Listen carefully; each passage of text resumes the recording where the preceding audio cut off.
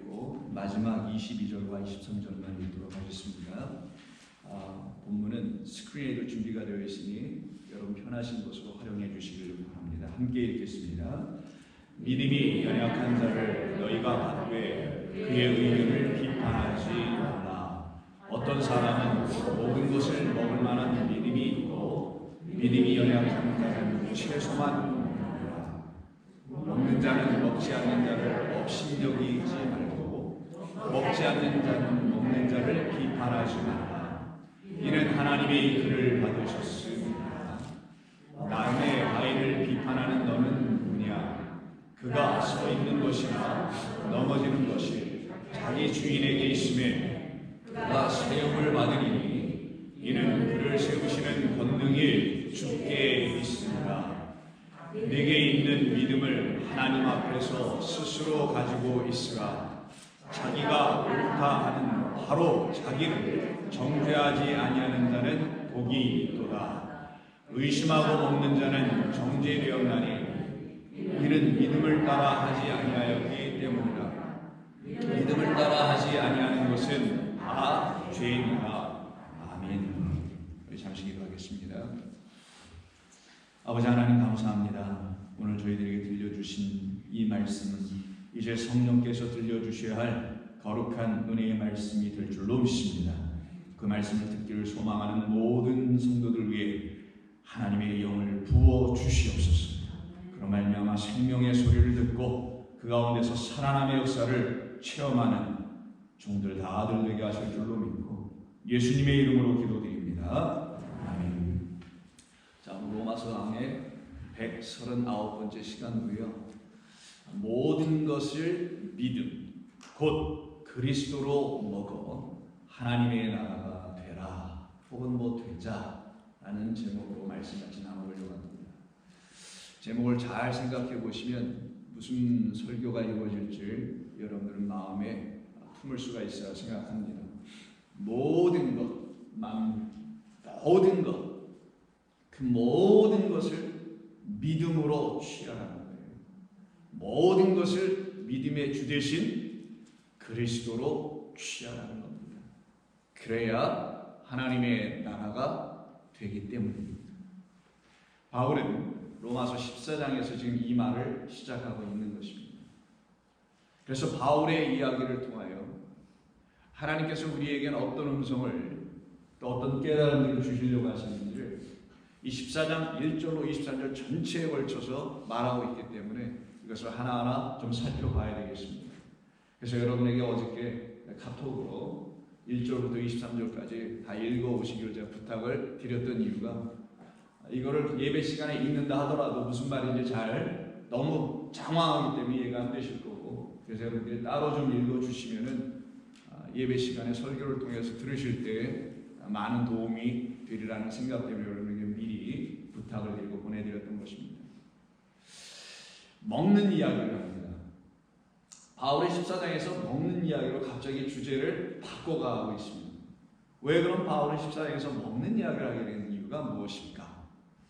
그것은 여러분 사람은 먹기 때문이잖아요. 그래서 우리에게 잘 이해가 되지 않고 또 이해가 되기도 하는 것 같은 표현 중에 하나가 사람이 먹기 위해서 사는 거야, 살기 위해서 먹는 거야, 이런 말을 가끔 쓸 때가 있죠.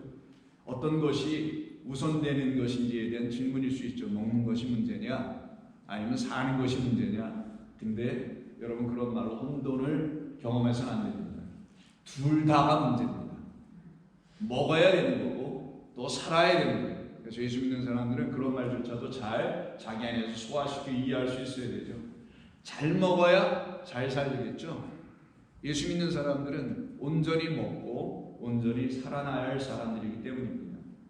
그래서 바울은 지금 이 먹는 이야기를 통해서 예수 믿는 사람들이 진정 먹어야 될 게 무엇인지를 이야기하고자 하는 것이고 그것을 어떻게 먹느냐? 믿음으로 먹어야 하는 것이고 믿음으로 먹는다는 건 여러분들이 믿겠습니다는 그런 믿음으로 먹는 게 아니라 단순한 그런 표현이 아니에요. 그리스도라는 믿음으로 먹는 것을 말하는 겁니다. 모든 만물을 그리스도로 먹는 거예요. 취하는 거고 이해하고 깨닫는 건데 그걸 바울은 먹는 거라고 굳이 표현하는 이유가 있습니다. 왜냐하면 우리 주님께서 우리에게 생명의 양식이기 때문입니다.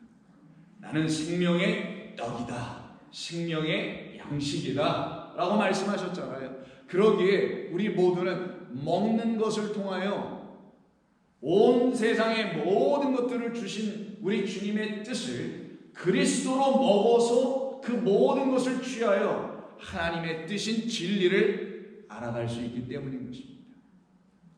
그래서 바울은 먹는 걸 이야기하네요. 그래서 우리는 다음 주부터 한번 이렇게 보아나가야 합니다. 자, 사도행전을 보면은 초대교회 성도들이 그리스도 예수로 말미암아 그 모든 믿는 자들에게 부어주신 무엇이 있었습니까? 성령이 있었죠. 그 성령으로 말미암아 그들이 모여서 그 성령 안에서 교제하며 성령 안에서 새로운 존재들로 변화되어 나갔었습니다. 그래서 그들에게 부어진 그 성령으로 인하여 그들이 날마다 모여서 먹고 마시고 즐거워하고 예배하고 찬송하고 기도했어요. 그것을 기록해 준 것이 사도행전 2장 42절과 46절인데 다음과 같죠. 그들이 사도들의 가르침을 받아서, 이게 중요해요. 이 가이드라인이 항상 있었다라는 거예요. 그리고 서로는 교제하고 떡을 떼며 오로지 기도하기를 힘쓰니라. 날마다 마음을 같이하여 성전에 모이기를 힘쓰고 집에서 떡을 떼며 기쁨과 순전한 마음으로 음식을 먹었다, 이렇게 되어 있습니다.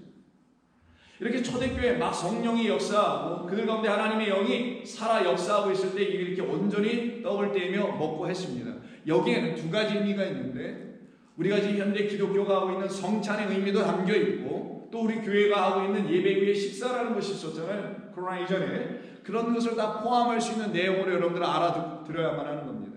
모여서 주님의 살과 피인 떡과 포도주를 나누면서 그들도 기념하고 또한 식사도 같이 했던 것이었습니다. 근데 그들이 먹었던 식사는 좀 지금 우리가 먹는 식사하고는 근본적으로는 달라 보입니다. 다른 말로 하면 현대 기독교 교회가 하고 있는 성찬과는 좀 의미가 사뭇 다른 식사들을 했다는 것을 키워드로 알려주는 것이 기쁨과 순전한 마음으로 먹었다는 말이 있어요. 바로 그와 같은 것을 이들이 초기에는 초대 기독교 공동체에서 이렇게 먹고 마시고 감사했다라는 거예요. 그런데 이렇게 먹고 마시다가 이 의미가 자꾸만 시간이 가면서 사라지기 시작해요. 뭔가 문제가 생깁니다. 특별히 유대교 안에 있는, 즉 팔레스타인의 이스라엘 안에 있는 사람들은 유대교의 전통과 그리고 막 그 안에서 성령의 역사가 일어나서 하나님의 말씀으로 이 땅에 보내심을 받은 그리스도 예수로 말미암지 않고는 우리가 하나님의 영으로 다시 살아날 수 없다는 것을 알게 하는 그 기념의식인 그런 성찬들을 행했던 것은 크게 문제가 되지 않았는데, 이제 복음이 이방 땅으로 선포가 되어 전해져 나가는 과정에서는 하나님도 알지 못하고 약속도 모르고 언약도 없는 그런 이방인들에게 복음을 전하는 과정에서 이 성찬도 소위 주님의 살과 피라는 떡과 포도주라는 것을 함께 전해주는 과정에서 그들이 그거를 온전한 것으로 취하지 못하는 일이 동시에 벌어지기 시작합니다. 그것을 기록하고 있는 것이 고린도전서 8장인데, 고린도전서 8장 1절을 보면 다음과 같은 말을 해줍니다. 우상의 제물에 대하여는 우리가 다 지식이 있는 줄을 아나 지식은 교만하게 하니 사람은 덕을 세운다 라고 되어 있어요. 이게 무슨 말이냐면, 그래 하나님의 말씀으로 우리가 온전히 모든 것을 깨달아 알게 해주시기 위해서 그리스도라는 참 말씀이라는 하나님을, 참 생명이라는 말씀의 떡을 우리에게 보내주신 것이지, 그러니 그렇게 우리가 믿음으로 모든 것을 취하여 진리 가운데 거하여야지, 그런 것을 알게 된 걸 지식이라고 하는 거예요. 근데 그 지식은 사랑에 비해서는 아무것도 아니다라는 거예요. 어떤 의미에서 아무것도 아니거나 혹은 문제를 일으킬 수 있냐면은, 그 지식이 자기는 그런 지식과 깨달음을 갖고 있는데 그렇지 않은 어떤 형제자매가 있어요. 근데 그들은 보니까 이 주님의 살과 피라는 것을 상징적으로 보여진 떡과 포도주를 잘못 취하여 잘못 마시고 있어. 혹은 그 이방 사회에서 다른 우상에게 제물을 드렸던 어떤 음식들을 교인들이 가져왔어요. 예를 들어 봅니다. 그런 얘기가 지금 8장에 있는 거예요. 근데 그거를 나는 지식이 있어. 모든 것을 나는 어떤 것이라도 하나님의 은혜와 진리 안에 거했기 때문에 자유함과 권세를 가지고 먹어도 문제가 없는데, 그거를 이해하고 깨달은 사람은 지식을 갖고 있는 사람인데, 그렇지 않은 사람은 이걸 먹어야 돼 말아야 돼, 이거 어떻게 해야 돼 말아야 돼, 이렇게 혼란을 경험할 수 있을 거예요. 그때 그 지식이 잘못 사용되면은 교만하게 될 것이나, 그 지식을 갖고 있는 자가 하나님의 사랑을 알게 된 사람이라면은 그는 오히려 그렇지 못한 사람에게 덕을 세울 수 있는 사람. 그럼 교만은 그에게 갖고 있는 지식으로 말미암아 불어나게 됐던 그 교만은 그렇지 못한 사람을 실족하게 만들거나 넘어지게 만들게 될 수 있다는 거죠. 그러나 그에게 지식만 있지 않고 사랑까지 있게 된다면 그 실족할 수 있는 사람, 아직 뭐가 뭔지를 모르고 예수 믿는 게 뭔지를 모르고 성찬의 의미가 뭔지를 모르고 이렇게 먹고 마시는 것이 어떻게 해야 되는지 잘 모르고 있는, 더 나아가서는 모든 창조의 세계를 주신 하나님의 뜻을 하나님께서 보내신 그리스도로 말미암아 보고 깨달아 알아 아직 갈 수 없는 믿음의 연약함과 깨달음이 아직 부족한 사람들에게 오히려 온전히 세워줄 수 있는 일을 할 수 있다는 걸 말하는 겁니다. 그래서 계속 넘겨줄까요? 바울은 8절에서 이런 얘기예요. 음식은 우리를 하나님 앞에서 내세우지 못하나니, 음식으로 하나님 앞에 쓰는 게 아니다라는 거예요. 하나님 앞에 저희가 여러분들이 설 수 있는 것은 내가 뭘 먹었니 안 먹었니 이런 음식 따위의 것으로 설 수 있는 게 아닌 것과 같은 아주 쉬운 표현입니다. 그러나 우리가 먹지 않는다고 해서 더 못 사는 것도 아니고 먹는다고 해서 더 잘 사는 것도 아니다. 이건 아마 60년대 70년대 어렵게 살 때 그때 분위기로 번역한 것 같아 보이는데, 못 살고 더 잘 사는 말이 아니고요. 제가 지우려다가 여러분들 너무 글자가 지워지면 혼돈스러울 것 같아서 놔두고 뒤처지는 거예요. 원래는 뒤처지는 것도 아니고 어디에 어떤 기준점이 있어요. 거기에 이르지 못하는 것도 아니고 먹는다고 해서 그것보다 더 차원으로 넘어가는 것도 아니다. 그러면 기준이 있는데 목표가 있는데 거기에 미치지 못하게 하는 게 음식이 아니다. 그걸 또 뛰어넘어가게 하도록 도와주는 게 또 음식도 아니다. 우리는 그 우리에게 있는 목표, 우리의 표대 그리스도 예수인 생명인 영인 하나님이신 그 분을 알고 만나는 일에 음식은 아무런 역할을 해내지 못한다라는 말입니다. 그래서 바울은 다음에 이런 얘기를 계속합니다. 그런즉 너희의 자유가 믿음이 약한 자들에게 걸려 넘어지게 하는 것이 되지 않도록 조심하라. 이때 자유라는 말은 의역을 한 것 같고요, 조심스럽게는 오역인 것 같기도 합니다. 왜냐하면 이거는 엑수시아라는 단어가 사용돼요. 엑수시아 많이 들어보셨죠? 그건 권세예요. 아니면 권위입니다. 무슨 말이냐면 예수를 믿는 자가 하나님을 아는 지식이 있어요. 그래서 그 지식에 하나님의 사랑까지 들어와 있어요. 그럼 그때 그가 무엇을 갖냐? 권세를 갖는 거예요. 권세라는 의미가 뭐냐? 자유해진다는 걸 의미하는 거예요. 그 권세를 아무렇게나 막 사용하는 게 아니라 그건 권세를 부리는 자가 되겠죠. 그러나 그 권세는 주님께서 나를 당신의 백성 자녀 삼으시려고 나를 확 잡아버린 그 권세란 말이에요. 그래서 내가 그분에게 완전히 사로잡혔기 때문에 나의 시각은 그분이 보여준 것만을 볼 수 있는 능력, 권세가 생긴 거예요. 그 권세가 아직 그렇지 않은 자 누구? 믿음이 약한 자, 연약한 자, 그들을 걸려 넘어지게 하는 도구가 되게 하지 않도록 하라라고 지금 바울이 이야기하는 겁니다. 그러니 이런 말을 계속할 수밖에 없겠죠. 넘겨주세요.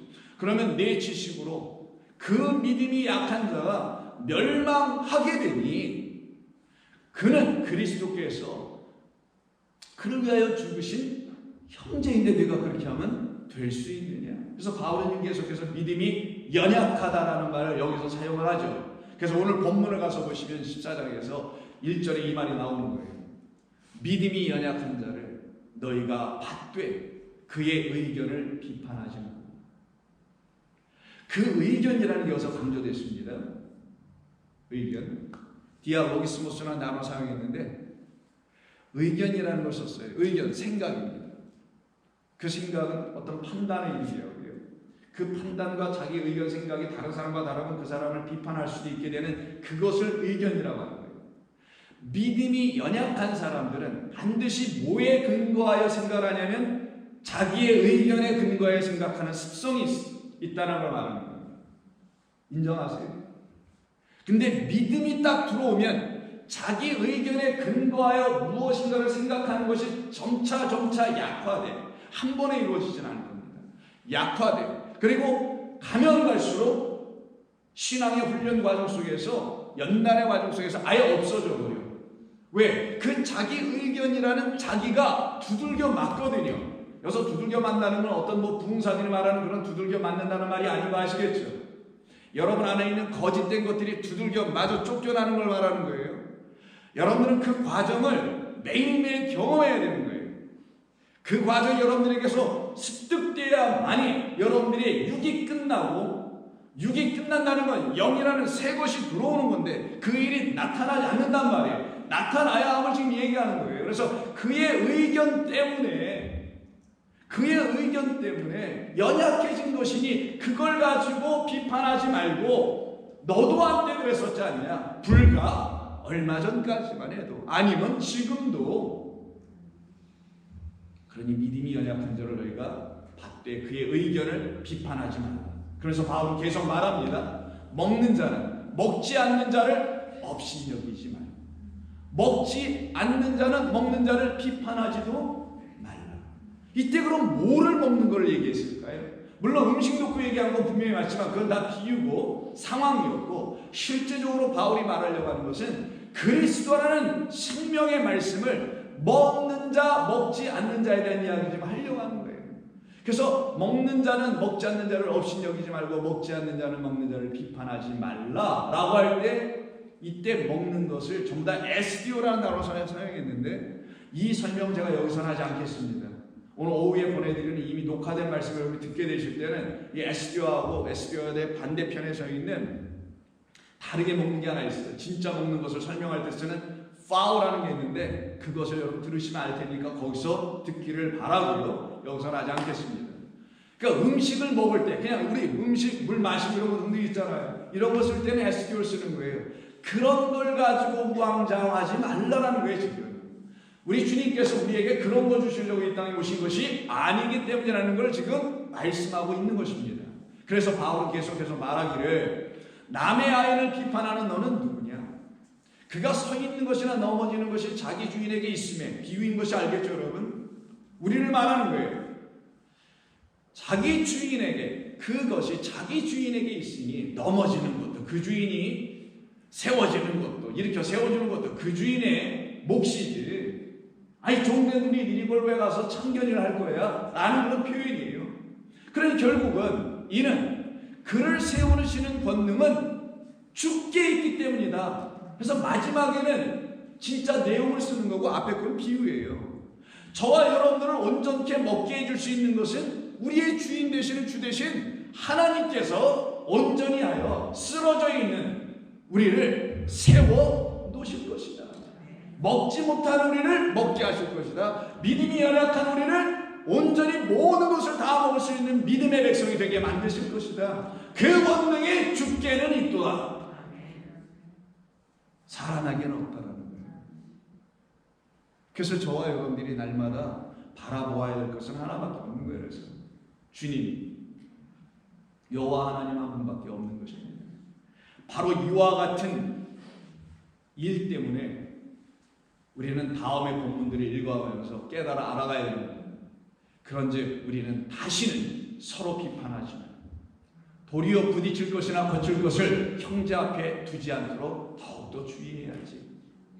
이때 부딪힐 것이나 거칠 것이라는 것은 그 상대를 넘어뜨리게 하는 잘못된 것들이라는 거예요. 그게 지식의 교만일 수도 있고, 혹은 자기가 잘못 깨달아 뭔가를 발설해버리는 것이 될 수도 있고, 혹은 뭘 어떻게 먹는지도 모르는데 에이 그냥 먹고 봐 뭐 이러고 있다든가. 그게 무슨 말이겠어요? 알아들으셨어요? 아니야 교회나 다니면 되지 뭘, 이런 표현. 그냥 믿으면 되지 뭘, 집사님 그냥 믿고 살아. 어떻게 보면 제일 편한 말이기도 해요. 근데 제일 무식한 말 중에 하나예요. 제일 괜찮아 보이긴 하는데 그 굉장히 안타까운 말이게 돼요. 그냥 무조건 믿기만 해. 뭘 믿으라는 거야 도대체? 그래서 깡패들이 옛날에 그랬다잖아요. 김일동 목사님 같은 분들이 옛날에 깡패짓 할 때 내 주먹을 믿지 예수를 믿어. 뭘 믿으라는 거야 도대체? 밑도 끝도 없이 근거도 없이 아무거나 믿으라는 거예요. 여러분 아무거나 먹습니까? 제가 일일이 한 분 한 분 지적해서 여쭤보면 이렇게 전부 다 대답할 겁니다. 제일 좋은 거 골라. 그래서 여러분들이 젓가락질 하잖아요. 혹시 뭐 잘못된 거 없나? 그래서 어렸을 때 어른들이 젓가락질 하지 말라고. 바로 그겁니다. 아무거나 먹지 않아요.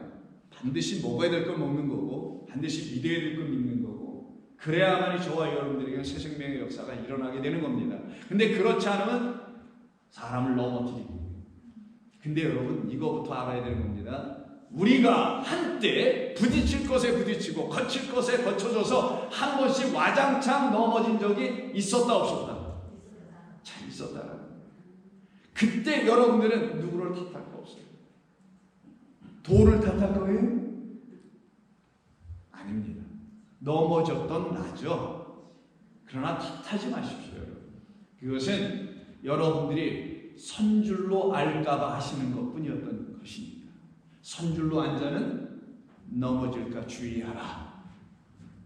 단순히 겸손의 의미가 아니에요. 이거는 너를 무엇으로 넘어뜨리게 하는지 우리를 무엇으로 실족하게 하는지 보여주려고 했던 것뿐이지.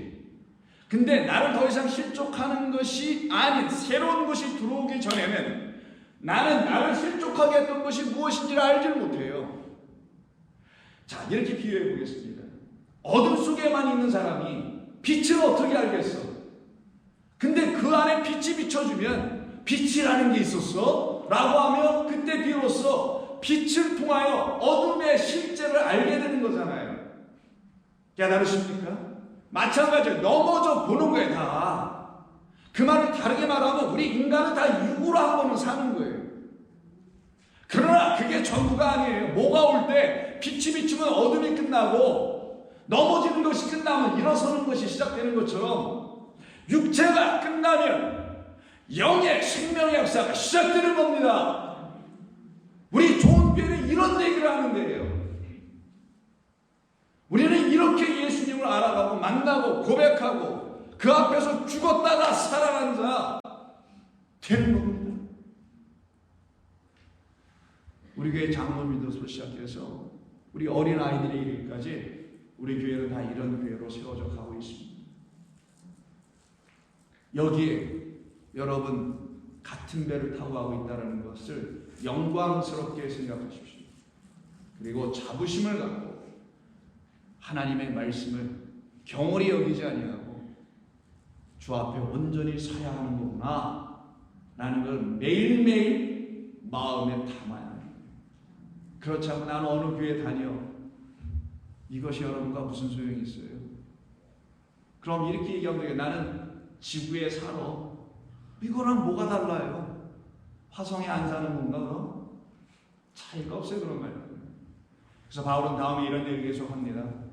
그러므로 음식으로 말미암아 하나님의 사업을 무너지게 하지 말라. 만물 그 모든 것이 다 깨끗하다. 거리낌으로 이게 앞에 넘어진다는 말이에요. 넘어지게 하는 것으로 먹는 사람에게는 악한 것이지 그 모든 좋은 깨끗한 것이 악한 것으로 보이지. 그래서 자기 생각에 내가 저걸 왜 먹어야 해? 이러고 있지. 그러나 그렇지 않다. 모든 만물은 하나님이 지으신 거기 때문에 깨끗한 것, 순전한 것, 완전한 것, 온전한 것. 문제는 그것을 그렇게 바라보지 못하여 온전하게 취하지 못했던 나의 마음뿐이었다. 나의 의견 때문이었다. 나의 판단과 비판 때문이었다. 나의 그 보잘것 내놓을 것 없는 신앙의 연륜과 경륜 뭐 이런 것들이었다. 그것이 나를 오히려 넘어지게 만들었습니다. 그러나 나 이제 더 이상 그럴 수 없나니 쓰러졌던 나를 다시 일으켜 세우시려고 이 땅에 오신 우리 주님의 영으로 나는 살아나리라. 그렇게 일어나려고 하는 사람들에게 우리 주님은 그들에게 생명의 양식이 되어 오시는 겁니다. 다음 한번 보실까요? 그래서 어떤 사람은 모든 것을 먹을 만한 믿음이 있게 되는 거예요. 이걸 알게 돼요. 그래서 바울이 2절에서 이 얘기를 하는 거예요. 어떤 사람들이겠어요? 우리끼리 얘기하자고 어차피 세어나가지도 않으니까 꼭꼭 따라놨는데 좋은 교회 성도들, 그분들이 어떤 사람이 됩니다. 가로치고 좋은 교회, 아니면 가로치고 여러분의 이름을 쓰든지 그 한 분 한 분은 모든 것을 깨끗한 하나님의 거룩한 말씀으로 취할 수 있는 사람들이 돼요. 왜? 믿음이 있어서. 그 믿음으로 그 모든 것을 다시 바라보게 돼요. 자, 여기서 자기 생각과 판단과 경험으로 보는 게 아니에요. 무슨 감리교니 장로교니 성결교니 무슨 교니 잡교까지 포함해서 그런 걸로 보는 게 아니에요. 기독교 교리나 도구마로 보는 게 아닙니다. 사도신경과 주기도문 외워서 되는 게 아닙니다. 그런 것을 보는 게 아니라 여러분 안에 넣어준 믿음이라는 게 있어요. 그 믿음으로 보니 모든 게 먹어야 할 것들이야. 근데 내가 엉뚱하게 다른 것만 먹고 살았네. 그런 우리에게 찾아오셔서 아니야, 넌 이제 다시 먹어야지. 이제 믿음으로 먹자 해서 여기 먹을 것이라는 말에는 온전히 먹는 것을 말하는 파고를 쓰고 써놨고, 바울이 믿음이 연약한 자는 채소만 먹는다라 할 때 이때 먹는다는 에스피오라는 단어를 써놓은 거예요. 다 이유가 있는 겁니다. 믿음이 연약하니 그걸 어떻게 먹어야 돼? 라고 해서 채소만 먹고 있어요. 이건 비유입니다. 모든 것에 반대되어 딱 요것밖에 못 먹는 거예요. 여러분 생각해봐요. 아무리 날씬해지고 싶어도 그렇지 채소만 어떻게 먹고 살아? 물론 그런 분들은 더 못 먹어요. 내가 볼 때는 채소만 먹느니라 가려서 먹고 잘못 먹고 온전히 못 먹는 것을 말하죠. 근데 왜 채소로 바울이 의도적으로 쓴 이유가 있겠죠.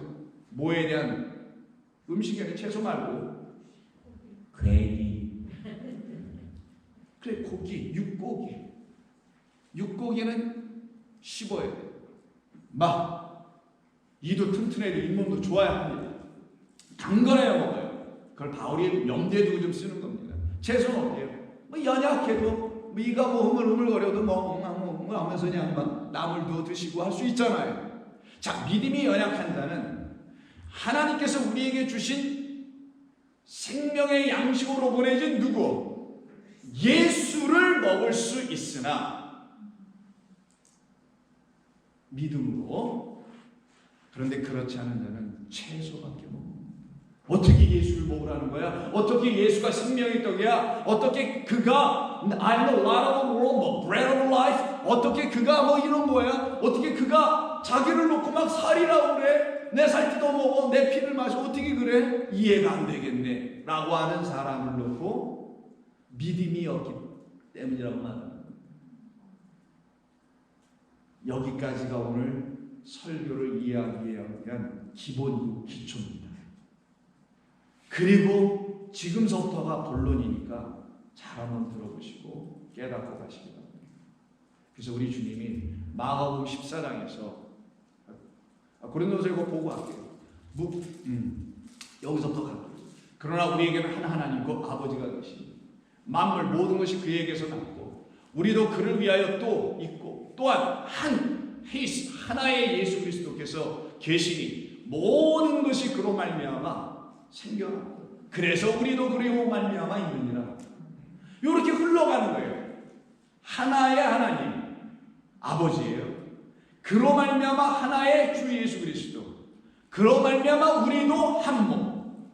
왜? 다 같은 하나를 먹었기 때문에, 한 성령을 마셨기 때문에.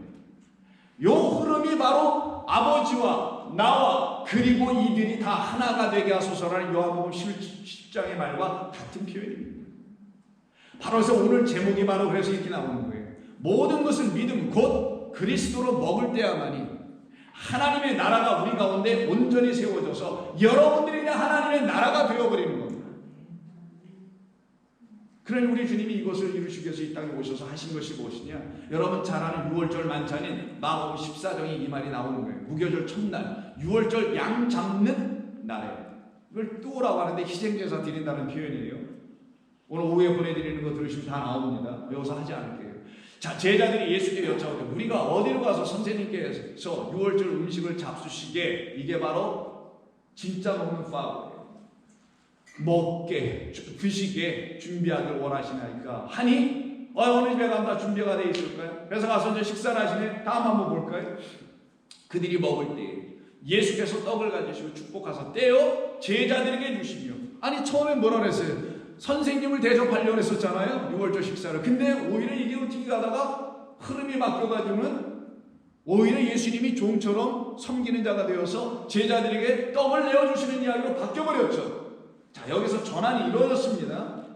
여러분들이 하나님을 섬기는 게 아니라 하나님이 여러분을 섬긴다는 말로 잘 들으셔야 합니다. 그럼 여러분은 어떤 것으로 섬김을 받아야 되는지를 알아야 되는 거예요. 자, 그들에게 주시는데 축복하여 떼어주시면서 말씀하시기를 받으라, 이것은 내 몸이니라 하시고, 이때 떡은 무교병이에요. 자, 무교병이 뭐냐? 시간관계상 제가 설명해 놨어요. 모든 것입니다. 만물을 말하는 거예요. 그 모든 것, 만물을 깨끗한 상태로 되어 있는, 즉 모든 것을 깨끗한 떡으로 취하게 해주시기 위해서 무교병이라는 것으로 이 땅에 오신 분이 그리스도 예수라는 걸 말하는 거예요. 그래서 깨끗한 떡으로, 깨끗한 말씀으로, 깨끗한 하나님으로 먹게 하는 떡을 무교병으로 비유로 쓴 거예요. 무교병 먹어서 어떤 일이 벌어지는 게 아니라 무교병이라는 비유를 통해서 이 모든 것을 깨끗한, 왜 무교병이 깨끗해요? 뭐가 안 들어갔기 때문에.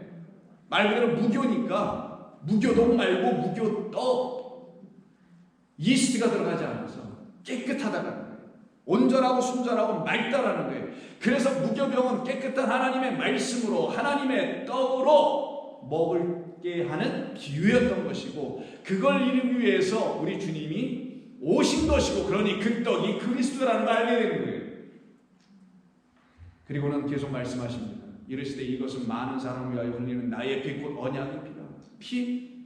피를 흘리려면 잡아야 해요. 그래서 어린 양 잡는 겁니다. 죽음이 있어야 피가 나와요. 죽음을 빼앗는 거를 생명 얻는 거라고 하는 거예요. 성경이 가르칩니다. 그래서 우리 모두는 죽여서 먹습니다. 식물이든 동물이든. 죽여서 죽은 것을 먹는다는 말의 의미는 죽어서 내게 내주는 그의 생명을 먹는 걸 가르치는 거예요. 우리 인간이 여기서 못 벗어나요. 다 죽여서 먹게 되어 있습니다, 사람은. 그래서 피는 어린 양 안에 있는 생명을 말하는 것이지 무슨 피를 마시는 게 아니란 말이에요. 어린 양 안에 있는 생명은 언약해 놓으신 것이니, 그 언약은 약속이니 약속을 믿고 기다린 자들 안에서만 이 어린 양이 내주는, 그리스도가 내주는 피라는, 피는 상징, 생명을 얻게 되는 거예요. 그래서 믿음 있는 자는 모든 것을 온전히 먹되 하나님의 말씀 떡 생명의 양식으로 먹게 되며, 더 나아가서는 어린 양이란 그리스도 안에 있는 그 몸에 있었던 피 곧 생명으로 취할 수 있는 사람들이 되는 겁니다. 다음 넘겨보세요. 진실로 너에게 이르노니, 이렇게 해주실 것은 우리 스님들이 하는 선문답 비슷한 것을 말씀합니다. 깨닫기 쉽지 않은 것 같은 말을 하시는데, 진실로 너희에게 이르노니 내가 포도나무에서 난 것을 하나님 나라에서 새 것으로 마시는 날까지 다시 마시지 아니하리라 하십니다. 이걸 어떤 분들은 오해해가지고 천국 가면 이런 일이 있는 줄 알고 있나 봐요. 하나님의 나라를 그렇게 이해해서, 하나님의 나라는 천국을 말하는 게 아니에요. 하나님의 나라는 영이 된 존재들을 하나님의 나라라고 하는 거예요. 세상의 나라는 육들이 사는 걸 말하는 거예요. 잘 깨달아야 합니다. 성경이 뭘 얘기하는지. 이거 모르고 예수 믿으면 100년 믿어도 여러분들은 영을 가질 수 없어요. 영이 안 되고 영이 없으면 여러분들은 꽝! 전도서 10장 읽어보세요. 육은 여기에 남고 하나님은 영만 취하가신다고 되어 있어요. 영이 되어야 되는 거예요. 영은 하나님의 나라와 같은 말이에요, 사실은. 그래서 하나님의 나라는 성령 안에 있는 것을 말하기도 하는 겁니다. 그래서 하나님의 나라에서 새 것으로 마신다는 것은 생명이 있는 것으로 마신다는 말이에요. 여러분이 하나님의 나라가 되어 있으면, 영이 되어 있으면 여러분들은 그때부터 우리 하나님께서 우리에게 주신 모든 것, 이 말씀, 모든 창조의 세계, 그 모든 것의 으뜸, 창조의 근원으로 오신 그리스도를 새것, 생명으로 만나게 된다는 거예요. 왜? 약속한 걸 믿었기 때문에. 고작 예수 믿는 사람이 약속을 믿는 거 들어보니까 무슨 천국 가는 걸 약속으로 믿고 영생을 얻는 것을 약속으로 믿고 더 좀 유치한 차원, 저급한 차원에서는 복을 받는 것으로 믿고 한다면 그게 어찌 예수 믿는 사람이겠냐. 그럴 수가 없죠. 그러나 이 자리에 오신 여러분들은 그러지 않은 줄로 압니다. 그럴 수가 없는 줄로 압니다. 그게 되지 않는다는 것을 알고 살아가시는 분들인 줄 압니다. 그래서 내가 포도나무에서 났다는 건 포도나무는 아버지는 농부요 나는 참 포도나무라는 걸 여러분이 아신다면 진리의 포도나무인 당신으로부터 나온 것을 하나님의 나라가 되어 있는 그들은 그로 먹게 된다는 걸 말하는 거예요. 그런 역사가 일어나게 되어야만이 주님을 만나는 거예요. 그래서 요한복음에 가서 우리 주님은 다음과 같은 말씀을 하십니다. 나는 하늘에서 내려온 떡이니, 여기 정말 더 모를 만한 말만 가득해요. 요한복음은 하늘에서 내려온 살아있는 떡이니 사람이 이 떡을 먹으면 영생하리라. 내가 줄 떡은 곧 세상의 생명을 위한 내 살이니라. 그럼 이걸 어떻게 먹을 거예요? 이게 문제란 말이에요. 계속 들어볼까요? 그러므로 유대인들이 서로 다투어 이르되 이 사람이 어찌 능히 자기 살을 우리에게 주어 먹게 하겠느냐. 이 믿음이 없어서 그래요. 어떤 믿음? 깨닫게 하는 성령이 주시는 마음이 믿음인데 그게 없어서 이렇게 대답을 하는 거예요. 계속 넘겨주세요. 예수께서 이르시기를 내가 진실로 너희에게 이르노니 인자의 살을 먹지 아니하고 인자의 피를 마시지 아니하면 너희 속에 생명이 없느니라. 이해하시겠어요? 이제는? 인자를 먹는 게 아니라 인자 안에 있는 걸 먹는 거예요. 인자를 어떻게 뜯어 먹어요? 인자라는 그리스도 안에 도대체 뭐가 있는지 그걸 보게 된 믿음의 백성들만 그분을 온전히 취하여 먹을 수 있는 걸 말하는 겁니다. 마시지 않는 건 생명이 없어. 계속 내 살을 먹고 내 피를 마시는 자는 영생을 가졌고 마지막 날에 내가 그를 다시 살리리라. 내 살은 참된 양식이요 내 피는 참된 음료라. 여기까지 들으니까 사람들이 어떻게 하겠어요? 아멘! 이런 게 아니라 도대체 저 말이 무슨 말인지 모르겠어. 그런데 대부분의 기독교인들이 이런 말들을 이거 좋은 문구 정도로 생각해요. 좋은 말처럼 들려져 어쨌든. 그래서 이런 걸 그냥 듣고 그냥 지나가. 믿음이 없어서. 이때 믿음은 예수를 믿는다는 믿음이 아니에요. 하나님께서 깨닫게 해주는 새 마음이라는 그 약속에 근거한 믿음이 없어서 그냥 지나가는 거예요. 그래서 봅시다. 제자 중 여럿이 듣고 말하되 이 말씀은 어렵도다. 누가 들을 수 있겠는가? 근데 지금 교회는 하나도 안 어려운 것 같아. 어찌 저런 걸 막 그냥 지나가. 굉장히 어려운 건데. 그래서 여러분 이런 얘기 많이 들어보셨죠? 혹시 여러분들 하신 경험이 있을 거라 생각이 듭니다만은 예수 처음 믿는 사람, 교회 나온 사람에게 성경을 어디서부터 읽어야 돼요? 창세기부터 읽으면 안 돼요. 나도 해봤는데 중간에 다 멈췄어요. 그러니까 뭐를 제시해 줬습니까 여러분들이? 주로 신약 성경 중에서도 특별히 요한복음이었었어요. 무식해서 그랬던 거 이게 다.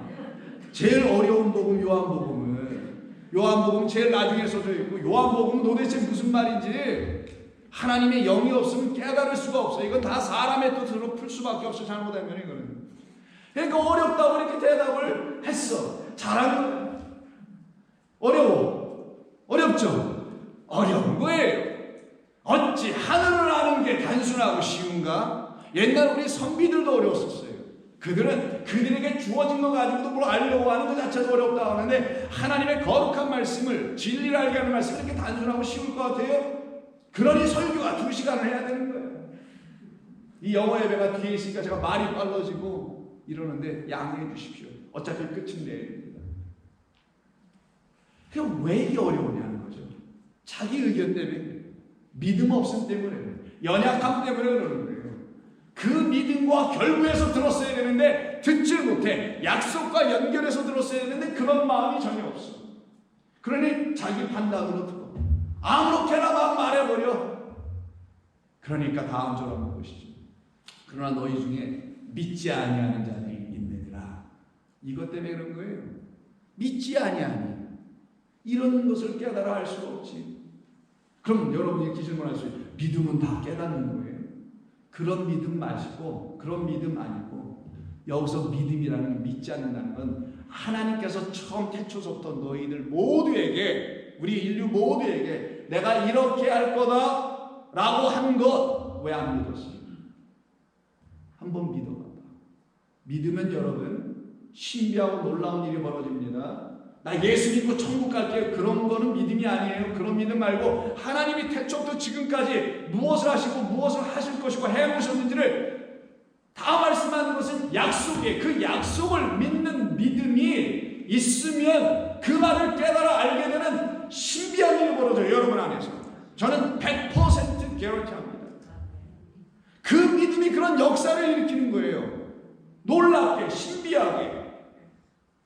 알지 못했던 무지했던 내가 지각하게 돼. 자각하게 돼.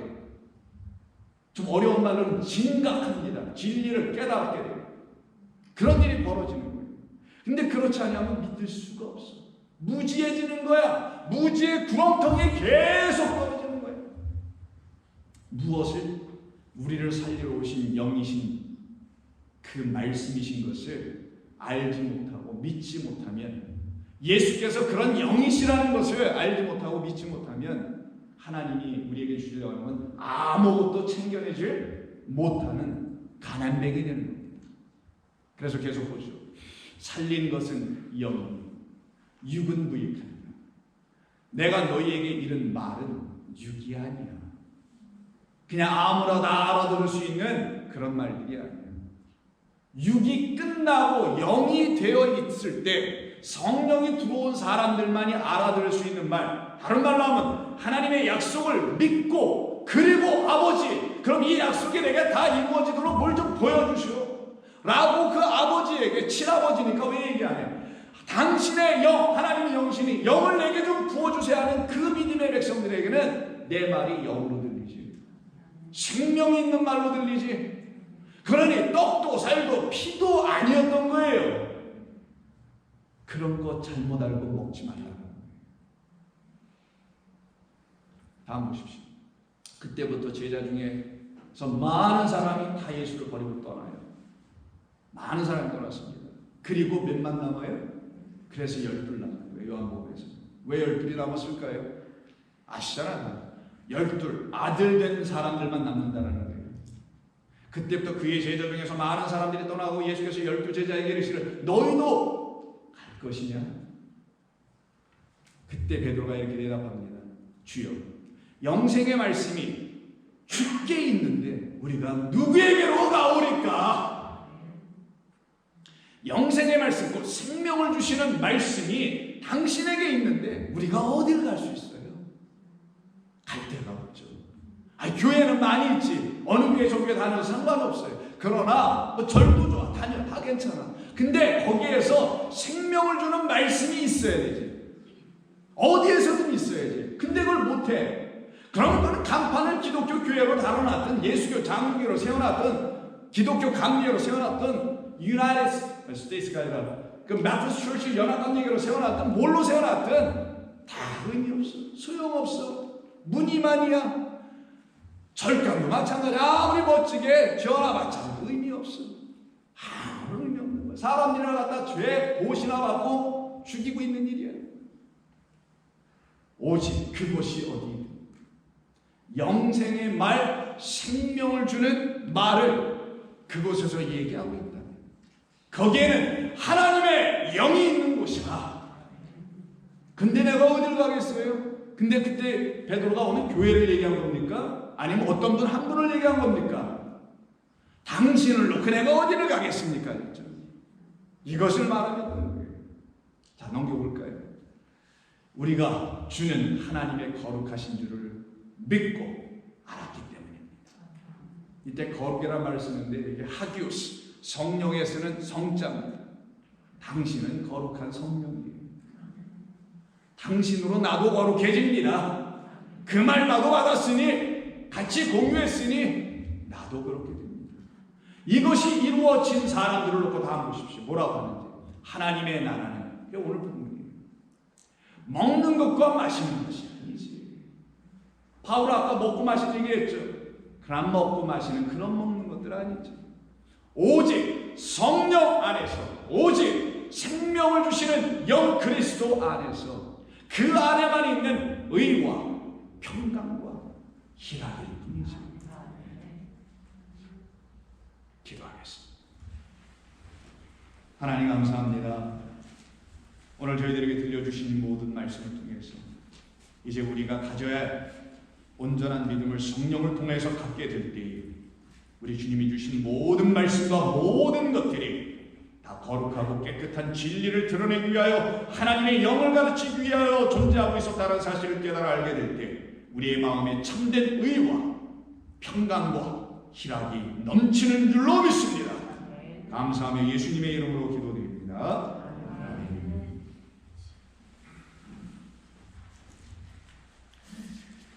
우리 찬송가 488장 찬송 부르시고 예배 마칩니다. 488장입니다.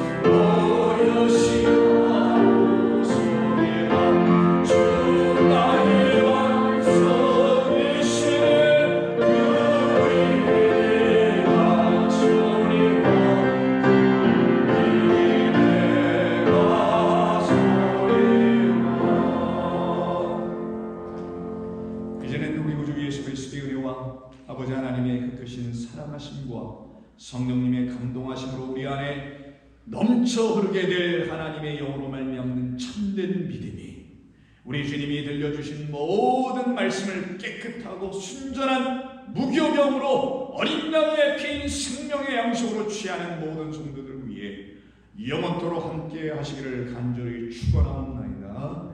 아멘.